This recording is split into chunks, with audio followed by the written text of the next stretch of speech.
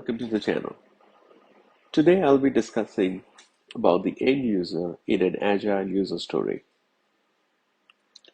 So who is the end user? Let's learn all about them. The end user is the person who will ultimately use the feature or functionality that we are describing in a user story.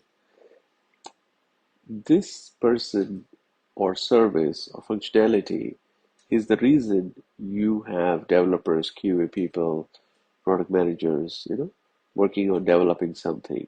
So this end user is the most critical piece of a story, and we have to keep that in mind as we work on it.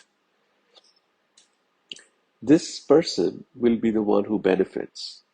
And like I said, it's important to keep this person in mind when writing and prioritizing user stories. Now, the key word there is prioritizing.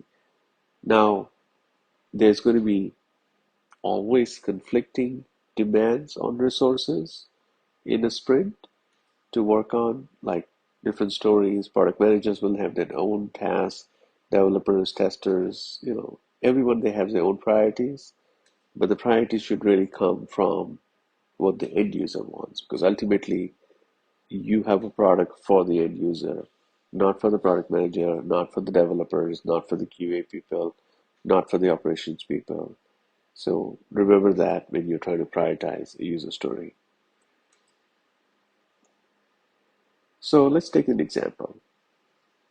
As a customer, I want to be able to search for products by keyword so I can easily find what I'm looking for. The end user here is the customer who's using the software to search for products. So of course, the classic case would be, like let's take the example of ChatGPT, right? That is a tool created to support, different features. Search is one of them.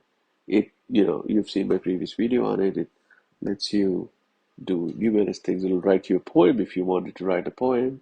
It will write you, a homework assignment, anything, it's just, so it's designed for them.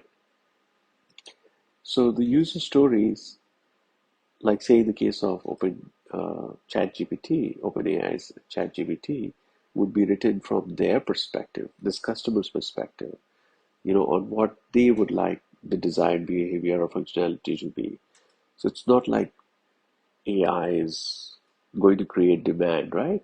AI is just a utility, it's a tool. It will fulfill the need of a demand of a service that is required. By who? By the end user.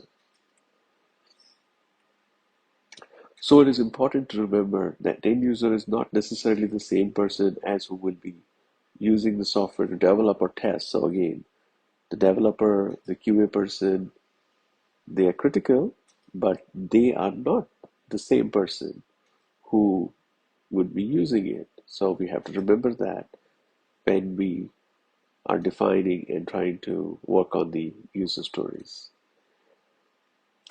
In an agile development process, the development team and the end user may work together to define the stories and prioritize based on the needs and desires of the end user. And that's typical, right? Usually a product manager kind of is the liaison between the end user and the development organization. But many a times you'll have business units who will come into play directly, in defining the user stories.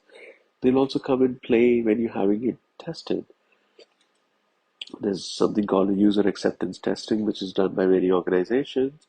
And then, of course, there's something also known as PPV, which is post-production validation. So as you have gone through the whole life cycle of development, testing, and releasing it to production, you will actually have a user acceptance, which is like post-production, like so they call it PPV, post-production validation. And again, the end user is the critical person in all of this. So with that, I would like to say thank you for joining today and look forward to you connecting with me on my next story. Thank you.